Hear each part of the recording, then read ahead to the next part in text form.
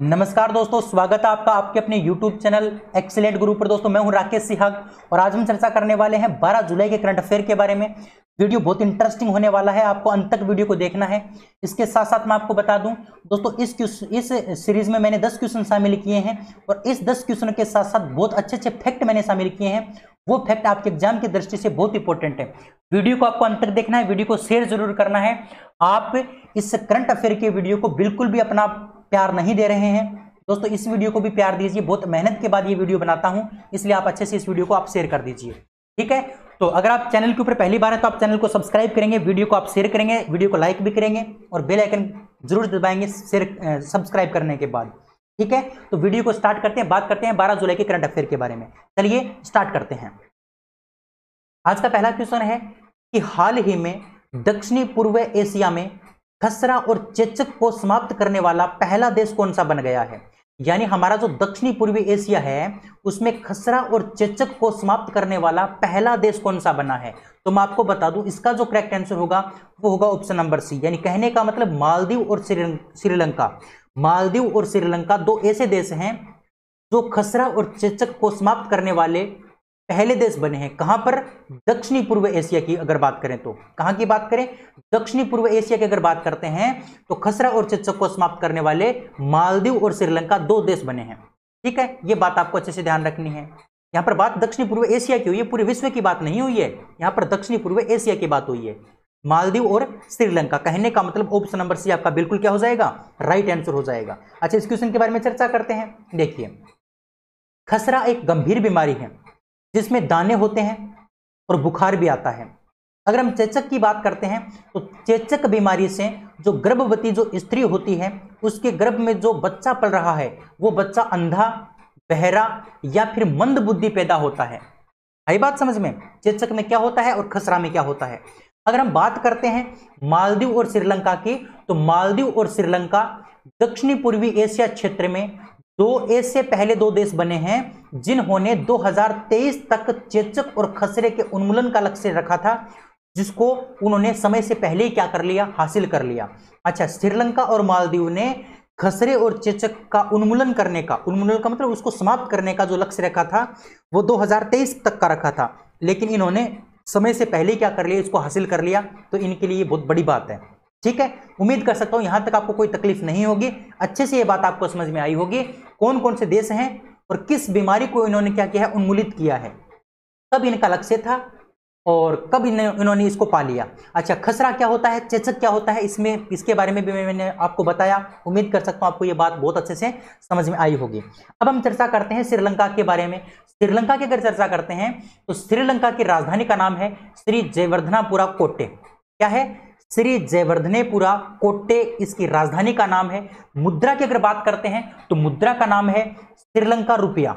श्रीलंका रुपया श्रीलंका की मुद्रा है। राष्ट्रपति की अगर बात करते हैं तो राष्ट्रपति का नाम है गोतबाया राजपक्षे। प्रधानमंत्री का नाम है महिंदा राजपक्षे। ये बात तो हमने की है किसके बारे में? श्रीलंका के बारे में। अब हम बात करते हैं मालदीव के बारे में। मालदीव की राजधानी का नाम है माले। मुद्रा का नाम है मालदीव रुपया। मालदीव रुपया, ध्यान रखना, मालदीव रुपया मालदीव की मुद्रा है। अच्छा, राष्ट्रपति की अगर बात करते हैं तो राष्ट्रपति का नाम है इब्राहिम मोहम्मद सोली है। इब्राहिम मोहम्मद सोली है, मालदीव के क्या है? राष्ट्रपति हैं। ये बात आपको ध्यान रखनी है श्रीलंका और मालदीव के बारे में। उम्मीद कर सकता हूं ये बात आपको बहुत अच्छे से समझ में आई होगी। दोस्तों, अगर आपको ये बात समझ में आई है तो आप वीडियो को लाइक करेंगे, चैनल को आप सब्सक्राइब करेंगे, इसके साथ साथ आप वीडियो को शेयर भी करेंगे। दोस्तों, मैं आपको बता दूं, अगर आप इस क्लास का पीडीएफ डाउनलोड करना चाहते हैं तो आप हमारे टेलीग्राम चैनल को ज्वाइन करेंगे और टेलीग्राम चैनल का नाम है ऑनलाइन दोस्त। क्या नाम है? ऑनलाइन दोस्त। अच्छा, इस ऑनलाइन दोस्त को आपको सर्च कहां पर करना है? इसको आपको सर्च करना है टेलीग्राम की ऐप के ऊपर। इसको आप सर्च करोगे तो आपको हमारा चैनल मिलेगा, उसको ज्वाइन कर लेना। वहां पर आपको क्लास का पीडीएफ दे दिया जाता है क्लास के तुरंत बाद, ठीक है। चलिए बात करते हैं नेक्स्ट क्वेश्चन की। अगला क्वेश्चन है कि हाल ही में क्लाइमेट एक्शन पर वर्चुअल मिनिस्ट्रियल के चौथे संस्करण की बैठक में भारत का प्रतिनिधित्व किसने किया? अच्छा, क्लाइमेट एक्शन के ऊपर वर्चुअल मिनिस्ट्रियल के चौथे संस्करण की बैठक हुई थी वर्चुअल माध्यम से, यानी वीडियो कॉन्फ्रेंसिंग के जरिए। तो उसमें भारत की तरफ से प्रतिनिधित्व किसने किया, यह क्वेश्चन आपसे पूछा है। तो इसका जो सही आंसर होगा वो होगा ऑप्शन नंबर बी, यानी प्रकाश जावड़ेकर ने। प्रकाश जावड़ेकर ने भारत की तरफ से प्रतिनिधित्व किया किसके अंदर दोस्तों? क्लाइमेट एक्शन पर जो वर्चुअल मिनिस्ट्रियल का जो चौथा संस्करण हुआ था उसमें प्रकाश जावड़ेकर ने भारत की तरफ से प्रतिनिधित्व किया। यह बात आपको अच्छे से ध्यान रखनी है। यहां पर इस क्वेश्चन के अगर बारे में डिस्कशन करें तो आपको ध्यान रखना है कि क्लाइमेट एक्शन पर वर्चुअल मिनिस्ट्रियल का चौथा संस्करण है वो यूरोपीय संघ, चीन और कनाडा के द्वारा सह अध्यक्षता में आयोजित किया गया। अच्छा, इसमें कौन कौन इसमें अध्यक्षता, इस चौथे संस्करण में किस किस ने अध्यक्षता की? एक तो यूरोपीय संघ ने, एक चीन ने और एक कनाडा ने। सह अध्यक्षता का मतलब होता है तीनों ने मिलकर के एक साथ अध्यक्षता की इस वर्चुअल मिनिस्ट्रियल के चौथे संस्करण में जो क्लाइमेट एक्शन के ऊपर हुआ था। ठीक है, और इसमें भारत की तरफ से भाग किसने लिया? प्रकाश जावड़ेकर ने भाग लिया। तो हम यहां पर बात करते हैं प्रकाश जावड़ेकर की। तो दोस्तों जो प्रकाश जावड़ेकर हैं वो हमारे देश के केंद्रीय पर्यावरण मंत्री और केंद्रीय सूचना एवं प्रसारण मंत्री हैं। पर्यावरण मंत्री और केंद्रीय सूचना एवं प्रसारण मंत्री का नाम है प्रकाश जावड़ेकर। इन्होंने ही क्लाइमेट एक्शन पर जो वर्चुअल मिनिस्ट्रियल का जो चौथा संस्करण हुआ था उसमें भारत की तरफ से क्या किया था? प्रतिनिधित्व किया था प्रकाश जावड़ेकर ने। उम्मीद कर सकता हूं यह क्वेश्चन आपको बहुत अच्छे से समझ में आ गया होगा। आगे बढ़ते हैं नेक्स्ट क्वेश्चन की ओर। अगला क्वेश्चन है कि हाल ही में किस देश में विश्व का पहला गोल्ड प्लेटेड होटल खोला गया? विश्व का पहला गोल्ड प्लेटेड होटल कहां पर खोला गया है? यह क्वेश्चन आपसे पूछा है, तो ध्यान रखना है आपको अच्छे से। विश्व का पहला गोल्ड प्लेटेड जो होटल खोला गया है वो वियतनाम में खोला गया है। कहां पर खोला गया है? वियतनाम में। ऑप्शन नंबर ए आपका क्या है? बिल्कुल करेक्ट है। वियतनाम में विश्व का पहला गोल्ड प्लेटेड होटल खोला गया है। अच्छा, यहां पर बात करते हैं वियतनाम के बारे में। तो वियतनाम की अगर चर्चा करते हैं तो वियतनाम एशिया महाद्वीप में स्थित है। इस वियतनाम की राजधानी का क्या नाम है? हनोई। क्या नाम है? हनोई। अच्छा, मुद्रा का क्या नाम है? वियतनामी डोंग। और प्रधानमंत्री का नाम है गुयेन जुआन फुक। गुयेन जुआन फुक इसके क्या है? प्रधानमंत्री हैं वियतनाम के। ये बात आपको ध्यान रखनी है। तो वियतनाम में विश्व का पहला गोल्ड प्लेटेड होटल खोला गया है। इंपॉर्टेंट बात है, ध्यान रखोगे अच्छे से। उम्मीद कर सकता हूं ये बात आपको अच्छे से समझ में आ गई होगी। आगे बढ़ते हैं। अगला क्वेश्चन है कि हाल ही में करूर वैश्य बैंक ने जीवन बीमा उत्पादों की पेशकश के लिए किसके साथ समझौता किया है? तो करूर वैश्य बैंक है, करूर वैश्य बैंक ने जीवन बीमा उत्पादों की पेशकश के लिए किसके साथ समझौता किया है? तो आपको ध्यान रखना है ऑप्शन नंबर सी आपका बिल्कुल करेक्ट है। बजाज एलायंस के साथ क्या किया है? समझौता किया है करूर वैश्य बैंक ने जीवन बीमा उत्पादों की पेशकश के लिए। यह बात आपको अच्छे से ध्यान रखनी है। उम्मीद कर सकता हूं ये बात समझ में आई होगी, लेकिन और भी डिस्कशन करते हैं। देखिए, इस साझेदारी के तहत बजाज एलायंस लाइफ इंश्योरेंस के सभी रिटेल और जो ग्रुप उत्पाद हैं उन ग्रुप उत्पादों को बैंक के ग्राहकों को क्या किया जाएगा? उपलब्ध करवाया जाएगा। जो भी करूर वैश्य बैंक के जो ग्राहक हैं उनको बजाज एलायंस लाइफ इंश्योरेंस के जितने भी रिटेल और जो ग्रुप उत्पाद हैं उनको क्या करवाया जाएगा? उपलब्ध करवाया जाएगा करूर वैश्य बैंक के ग्राहकों के लिए। ठीक है, तो मैं आपको बता दूं जो बजाज एलायंस का जो उत्पाद है वो भारत भर में फैली करूर वैश्य बैंक की सभी 780 शाखाओं में उपलब्ध होंगे। जितनी भी करूर वैश्य बैंक की 780 शाखाएं हैं उन सभी में बजाज एलायंस के जो उत्पाद हैं वो क्या किए जाएंगे? उपलब्ध करवाए जाएंगे। ये बात आपको ध्यान रखनी है। उम्मीद कर सकता हूं बात अच्छे से आपको समझ में आई होगी। आगे और बात करते हैं करूर वैश्य बैंक के बारे में और बजाज एलायंस के बारे में। पहले बात करते हैं बजाज एलायंस लाइफ इंश्योरेंस के बारे में। अगर चर्चा करें तो स्थापना 2001 में की गई थी। मुख्यालय पुणे महाराष्ट्र के अंदर है। ध्यान रखना, पुणे महाराष्ट्र में। एमडी और सीईओ का क्या नाम है? तरुण चुग। क्या नाम है? तरुण चुग इसके एमडी और सीईओ हैं बजाज एलायंस लाइफ इंश्योरेंस के। इसी प्रकार से आपको ध्यान रखना है करूर वैश्य बैंक के बारे में। तो करूर वैश्य बैंक की जो स्थापना है वो 1916 में की गई थी। मुख्यालय करूर तमिलनाडु के अंदर है। एमडी और सीईओ का क्या नाम है? पीआर शेषाद्री। पीआर शेषाद्री इसके एमडी और सीईओ हैं। ये बात आप ध्यान रखोगे। अच्छा, अध्यक्ष का नाम है एनएस श्रीनाथ। एनएस श्रीनाथ इसके अध्यक्ष हैं। और दोस्तों टैगलाइन क्या है इसकी? इसकी टैगलाइन है smart way to bank. Smart way to bank इसकी क्या है? टैगलाइन है करूर वैश्य बैंक की।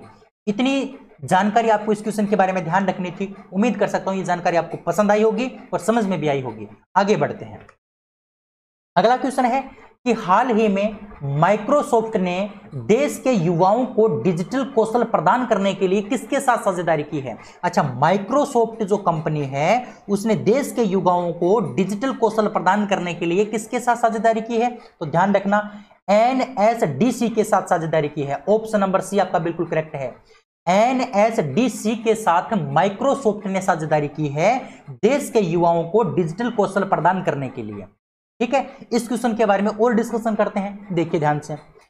इस साझेदारी के अंतर्गत जो माइक्रोसॉफ्ट का जो लर्निंग संसाधन केंद्र है, माइक्रोसॉफ्ट का जो लर्निंग संसाधन केंद्र है जिसका नाम है माइक्रोसॉफ्ट लर्न, क्या नाम है? Microsoft learn. इसको ई स्किल इंडिया डिजिटल प्लेटफॉर्म के साथ क्या कर दिया गया है?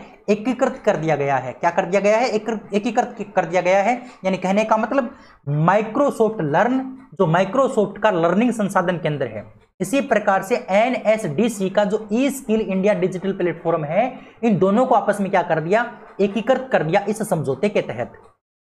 ठीक है, अच्छा, इनको क्या कर दिया? एकत्रित कर दिया, एकीकृत कर दिया। जो मौजूदा अर्थव्यवस्था के लिए जरूरी व्यक्तिगत शिक्षण राहत और संसाधनों को क्या करेगा? संसाधनों की पहुंच प्रदान करेगा।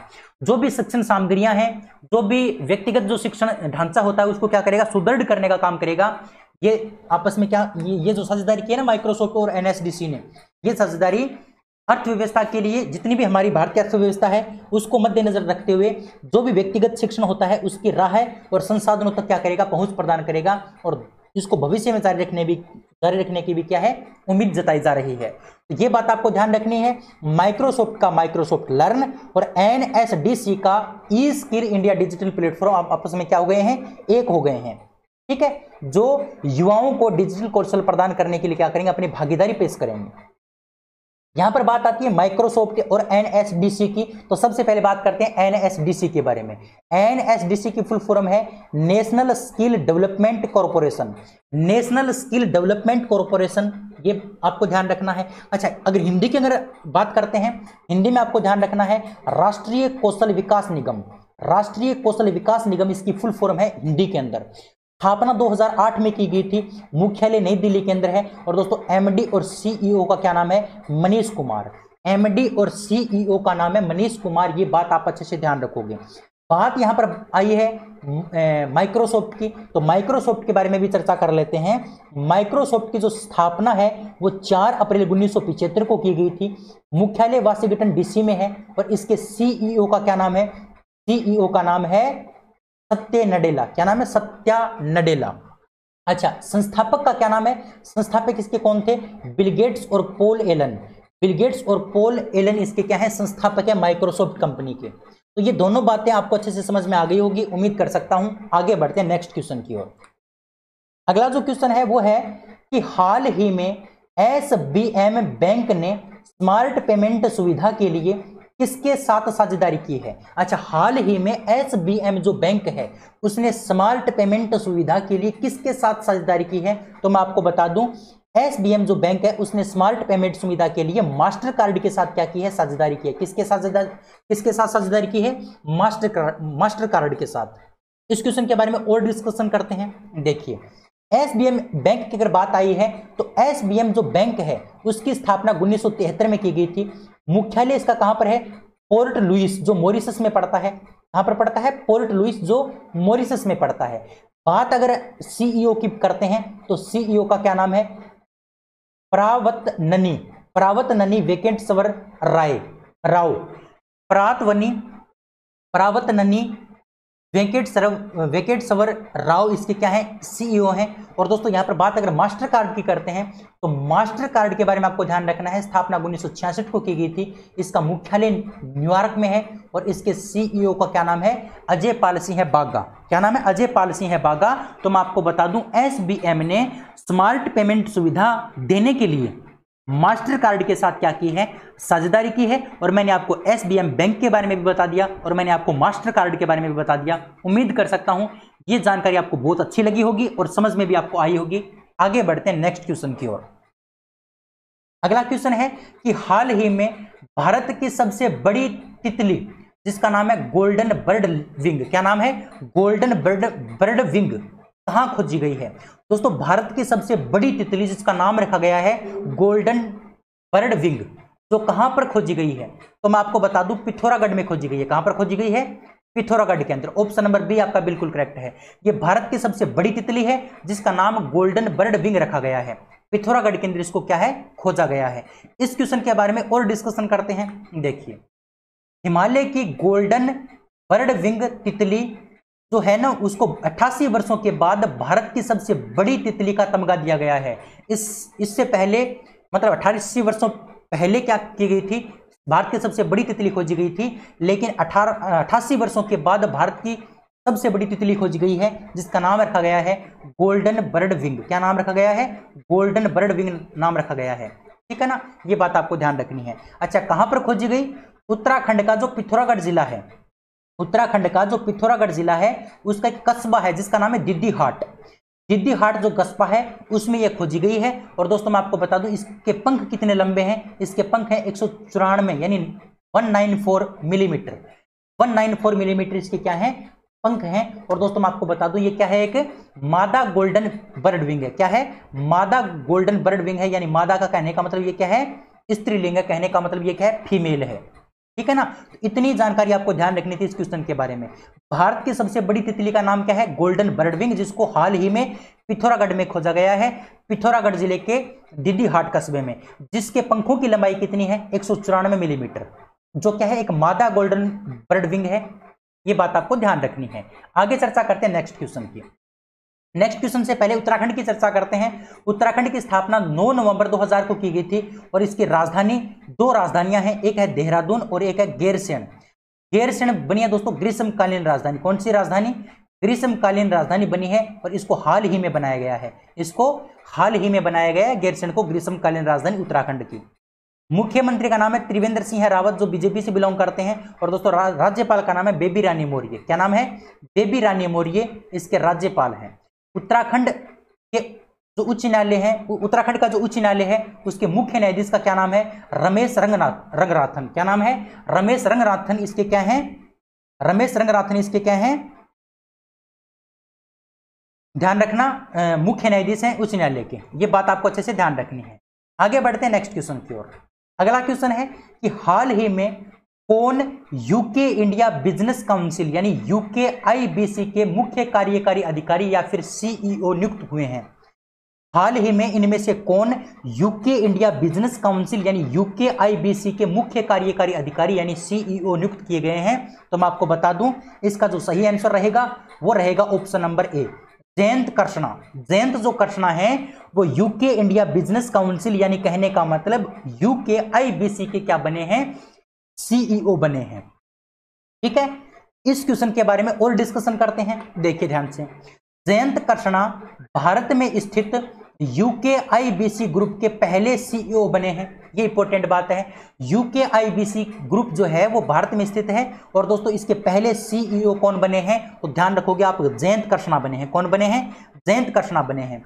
और मैं आपको बता दूं जो UKIBC है इसको ब्रिटेन और भारत के बीच व्यापार और व्यापारिक संबंधों को बढ़ावा देने के लिए स्थापित किया गया था।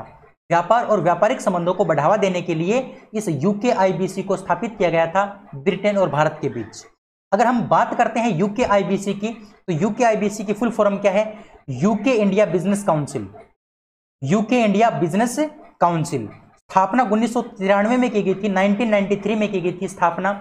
मुख्यालय लंदन के अंदर है और दोस्तों इसके अध्यक्ष का क्या नाम है? अध्यक्ष का नाम है पेट्रिसिया हेविट। क्या नाम है? पेट्रिसिया हेविट इसके अध्यक्ष हैं इस UKIBC के।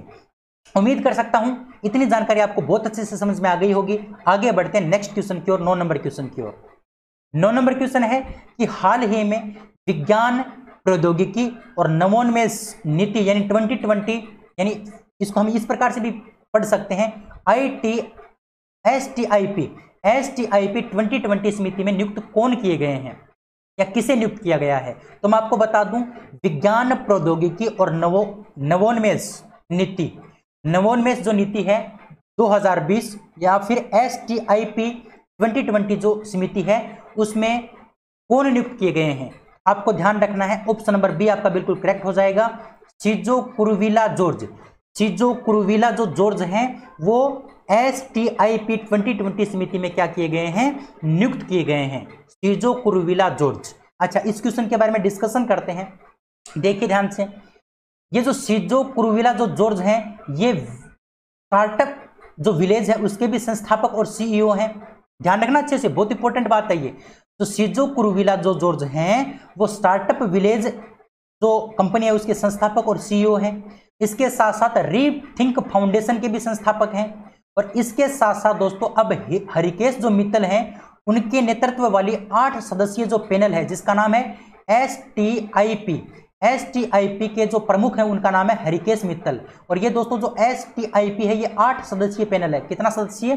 8 सदस्यीय पैनल है। और इसमें किसको शामिल कर लिया गया है? इसमें सीजो कुरुविला जॉर्ज को भी क्या कर लिया गया है, शामिल कर लिया गया है। तो एक क्वेश्चन आपको अच्छे से समझना है कि जो हरिकेश मित्तल हैं ये विज्ञान प्रौद्योगिकी विभाग के क्या है, प्रमुख हैं, या फिर STIP के क्या हैं, प्रमुख हैं। ठीक है, यहां पर अगर हम STIP की बात करते हैं तो STIP की फुल फॉर्म है science technology and innovation policy. Science technology and innovation policy इस STIP की क्या है, STIP की फुल फॉर्म है, जो आपको अच्छे से ध्यान रखनी है। उम्मीद कर सकता हूं ये बात आपको अच्छे से समझ में आ गई होगी। यानी सीजो कुरुविला जो जॉर्ज हैं वो STIP 2020 समिति में क्या किए गए, शामिल किए गए हैं। अच्छा, सीजो कुरुविला जो जॉर्ज हैं उनके पास कौन कौन सा पद है? ये विलेज स्टार्टअप विलेज के भी संस्थापक हैं, ये रीथिंक फाउंडेशन के भी संस्थापक हैं, और अब इनको STIP पैनल में भी क्या कर लिया गया है, शामिल कर लिया गया है। ये आपको बात ध्यान रखनी थी। आगे बढ़ते हैं नेक्स्ट क्वेश्चन की ओर। अगला क्वेश्चन है कि हाल ही में किस सरकार ने पौधे लगाओ पर्यावरण बचाओ अभियान शुरू किया है? तो पौधे लगाओ पर्यावरण बचाओ अभियान किस सरकार ने शुरू किया है? तो ध्यान रखना, दिल्ली सरकार ने। दिल्ली सरकार ने इसको स्टार्ट किया है, पौधे लगाओ पर्यावरण बचाओ। इस क्वेश्चन के बारे में डिस्कशन करते हैं, तो ध्यान रखोगे आप अच्छे से कि दिल्ली सरकार ने पौधे लगाओ पर्यावरण बचाओ नाम का एक मेगा ट्री प्लांटेशन शुरू किया है। मेगा ट्री प्लांटेशन डाइट शुरू किया है या फिर करेगी दिल्ली सरकार। ठीक है, दिल्ली की अगर बात करते हैं तो दिल्ली के मुख्यमंत्री का नाम है अरविंद केजरीवाल और राज्यपाल का नाम है अनिल बैजल। पर्यावरण मंत्री का नाम है गोपाल राय। इतनी जानकारी आपको इस क्वेश्चन के बारे में ध्यान रखनी है। उम्मीद कर सकता हूं आपको बहुत अच्छे से ये बात समझ में आई होगी। ठीक है, ये थे हमारे आज के 10 क्वेश्चन। उम्मीद कर सकता हूं आपको 10 क्वेश्चन बहुत अच्छे लगे होंगे और अच्छे से आपने इनको पढ़ा होगा, लास्ट तक आपने वीडियो देखा होगा। अगर आपने लास्ट तक वीडियो देखा है तो आप एक कमेंट करेंगे, जय हिंद जय भारत का कमेंट करेंगे, जिससे मुझे पता चलेगा आप लास्ट तक वीडियो में बने रहे हो, जिससे कि मुझे मोटिवेशन मिलेगा कि आप लास्ट तक वीडियो को देखते हैं। ठीक है, आज की इस वीडियो में इतना ही। अगले वीडियो में फिर मिलते हैं, तब तक के लिए जय हिंद जय भारत। अच्छे से पढ़ाई करना, दमदार तरीके से पढ़ाई करना, आपकी आगामी परीक्षा में आपका सिलेक्शन पक्का होगा, ये मैं आपसे दावा करता हूं। अगर आप मन से पढ़ते हैं, तन से पढ़ते हैं, जी लगा के अगर पढ़ते हैं तो आपका सिलेक्शन पक्का है और सिलेक्शन आपको लेना ही है हर हालत में। क्योंकि सक्सेसफुल जो व्यक्ति होता है उसकी जिंदगी का इंटरेस्ट ही कुछ अलग होता है। क्योंकि आप सक्सेसफुल नहीं हो, या फिर आप में से बहुत सारे सक्सेसफुल होंगे भी, लेकिन जो हैं सक्सेसफुल पहले से उनको भी पता है जिंदगी कैसी होती है, और जो सक्सेसफुल नहीं है तो उनको सक्सेसफुल जिंदगी का मजा आपको लेना है। तो आप सक्सेसफुल हो, और होने के लिए आपको तैयारी करनी पड़ेगी, दमदार तरीके से तैयारी करनी पड़ेगी। उम्मीद करता हूँ आप तैयारी करते भी होंगे और करेंगे भी। ठीक है, चलिए तो आज इस वीडियो को यहीं पर समाप्त करते हैं। अगले वीडियो में फिर मिलेंगे, तब तक के लिए जय हिंद जय भारत। लव यू सभी को, thank you, bye bye, have a nice day, thank you.